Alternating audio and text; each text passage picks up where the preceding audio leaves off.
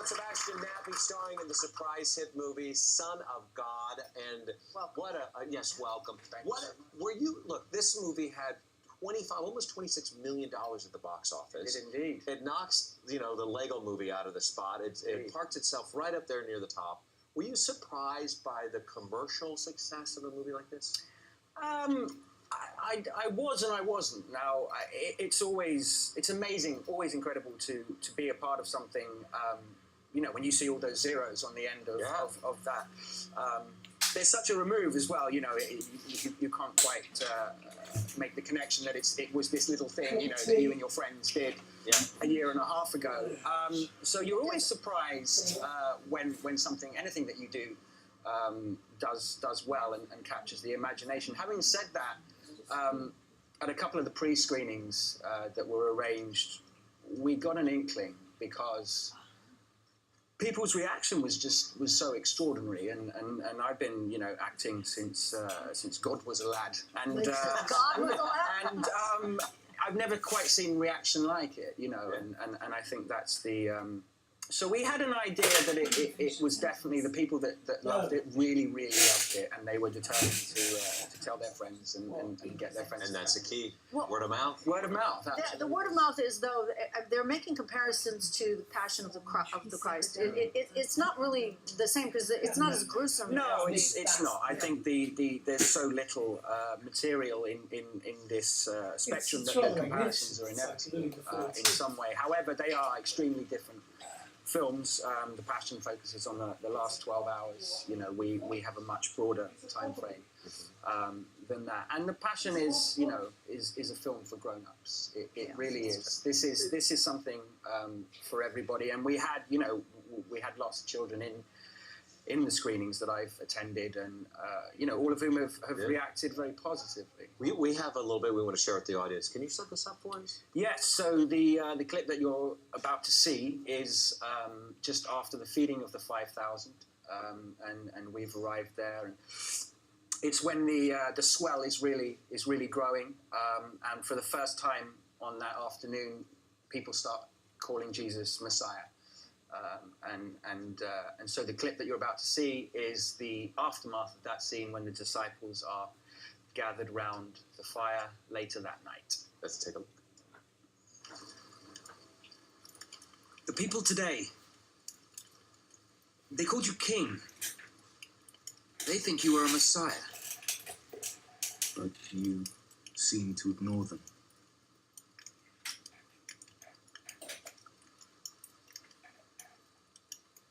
Aren't you going to be our king? Who do you think I am? You are the Son of God.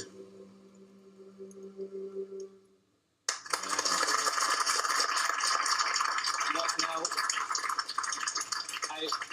I hate snakes. I know that you had some treacherous situation. Yeah. There was one particular day, though, I heard that it was out of control. So we had a snake wrangler. He was there every day. That's part of the process when you're working. Can I just say, can we get one here on the show? We don't have one snake we've had in a year and a half, right? Okay. Just want to make sure. Metaphorical snake wrangler would be of more use, possibly. But no, so that's part of everyday work in Morocco.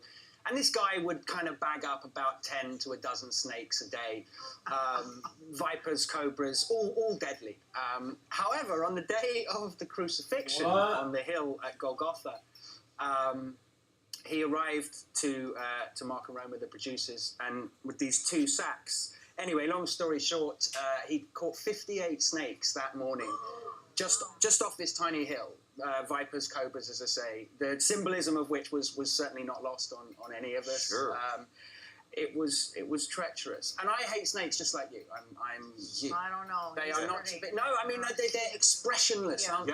So kind of, can't tell what they're thinking. Thank you. I'm with you all the way. I am. Well, may I ask, did anyone get bitten at all or hurt by a snake? I've got wonderful footage. It's a shame we can't throw it up, of the snake wrangler who's been bitten so many times that he just lets them bite him. He puts scorpions in his mouth, and this thing's just stinging him on the lip. And this little old Moroccan guy is just sort of taking it all in his stride.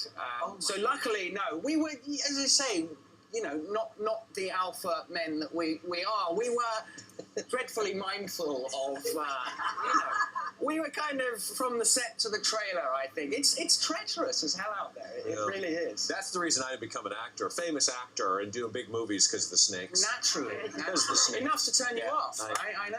How many months, just before you did, how many months were you We were working? there for almost 4 months. Oh, in the okay. end. That's In a long time. that Yeah, temperature, environment. in 140 degree Yeah, temperature. in July it was. Well, you can only imagine.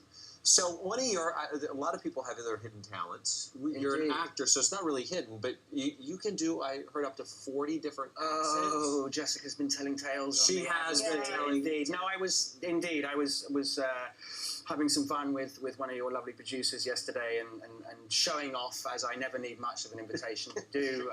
And yes, no, I do. What did you woo her with? Well, you've seen right through me. Oh, of course I have. But no, it's living in London. I always give the same example as I will give to you now. Living in London, you're exposed to a tremendous amount of cultures and of people from all walks of life. And I always use the same example of my mother's apartment block in central London.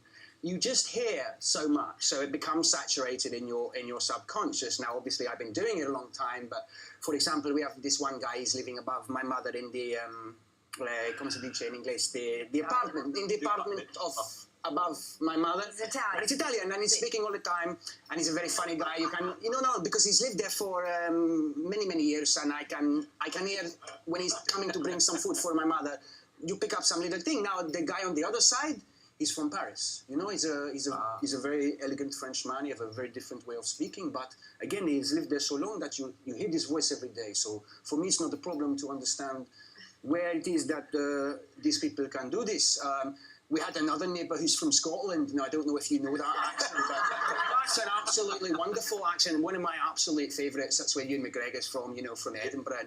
And we had a guy, I was growing up as a kid, so I just heard it all the time. I had it a lot.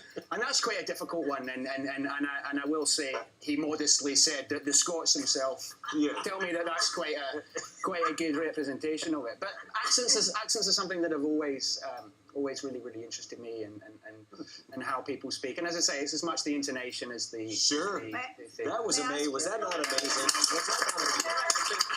Are you married?